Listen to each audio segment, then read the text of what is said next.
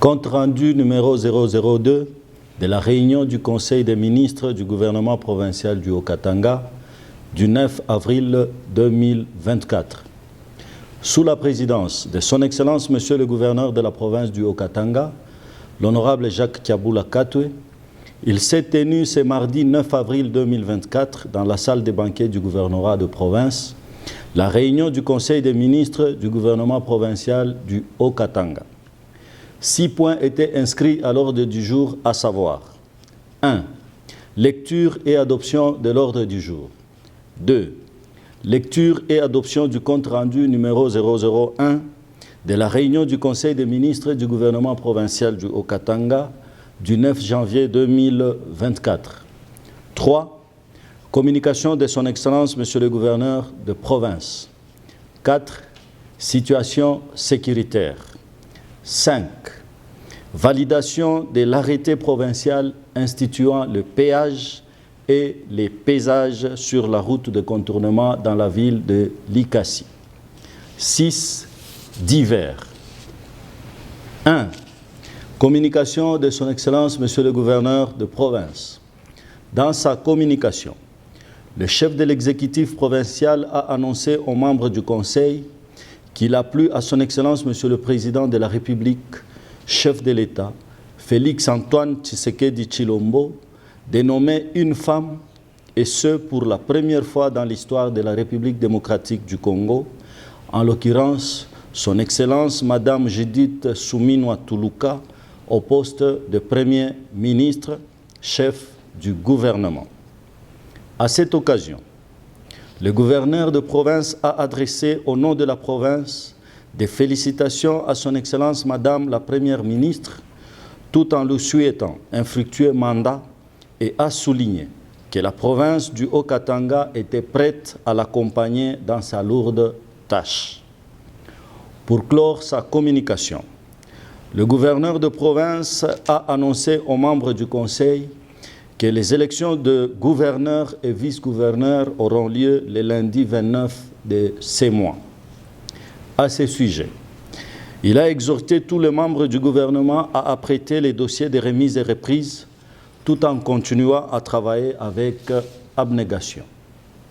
2. Situation sécuritaire. Ayant pris la parole, le ministre provincial en charge de l'Intérieur a fait au Conseil l'économie de la situation sécuritaire.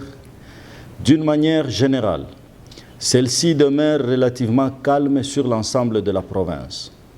Toutefois, il a souligné le point saillant suivant. Dans la ville de Lubumbashi, il y a 2 cas de vol et de meurtres perpétrés par des inciviques non autrement identifiés et quelques cas par les hommes en uniforme. Leur mode opératoire est presque le même, c'est-à-dire casser les vitres des fenêtres et des portes, exigeant à travers elles de l'argent et des biens de valeur ou entrer en cas de résistance. Nous signalons aussi les cas de la commune Rouachi où la criminalité et les vols nocturnes sont perpétrés par les inciviques presque chaque jour. Dans la ville de Likasi, cette ville est devenue un épicentre des cas de vol par détournement des camions transportant des feuilles de cathode de cuivre, et cela malgré la présence des agents de maisons de gardiennage escortant ces camions et qui, après les forfaits, disparaissent dans la nature. Signalons aussi récemment, précisément au courant du mois de mars 2024, le meurtre d'un sujet chinois sur la route Kakondwe dans la commune de Panda. Dans les territoires de Sakanya, nous signalons qu'il y a 12 camions-trac retournés de l'Afrique du Sud car contenant des hydrocarbures, du cobalt, avec un taux élevé de radioactivité. Ils sont gardés au parking de Lukangaba en attendant la décision de la Commission nationale pour la protection contre les rayonnements ionisants du Katanga. Dans les territoires de Mitwaba, la situation sécuritaire est relativement calme suite au renforcement des militaires dans cette entité. On note cependant le cas de l'hippopotame qui n'est pas encore refoulé vers son milieu naturel. Dans les territoires de Pweto, dans le cadre de conflits du pouvoir coutumier, on a enregistré plusieurs cas dont le plus saillant qui nécessite une mise sur pied d'une commission mixte pour l'organisation d'une consultation coutumière en urgence et celui du groupement Kasongo-Moana afin d'éviter des troubles d'ordre public perpétuels. Car l'actuel chef de groupement Kasongo-Moana est contesté avec force par une partie de sa population. Sécurité routière. Plusieurs cas d'accidents mortels sont enregistrés sur nos différentes routes, dont le cas le plus inquiétant sont ceux enregistrés sur la route reliant Mokambo à Kasumbalesa et a occasionné la perte en vies humaines de 18 personnes. Et celui de la route Lubumbashi-Likasi qui a connu 25 décès. 3. Validation de l'arrêté provincial instituant les péages et les paysages sur la route de contournement dans la ville de Likasi. S'agissant du dossier Supra, le ministre provincial en charge des infrastructures a fait au Conseil l'économie de l'arrêté sous examen dont le point saillant, ci-dessous ont été dégagés.